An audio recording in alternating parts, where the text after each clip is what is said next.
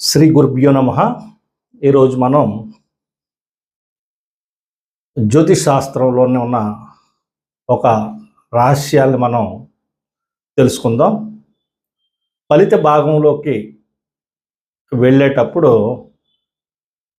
ఆ గ్రహాల యొక్క పనితీరు ఏమిటి, ఎలా పనిచేస్తాయి అనే విషయాన్ని ఇక్కడ నేను పూర్తిగా మీకు వివరిస్తాను. అయితే ఇది పరాశర పద్ధతి. అంటే దీంట్లోని చాలా రకాలు ఉండొచ్చు, కానీ మనం దీన్ని కేవలం ఒక రాశి చక్రాన్ని మటుకు ఆధారం చేసుకొని దీని యొక్క ఫలితాలని నేను మీకు వివరిస్తాను.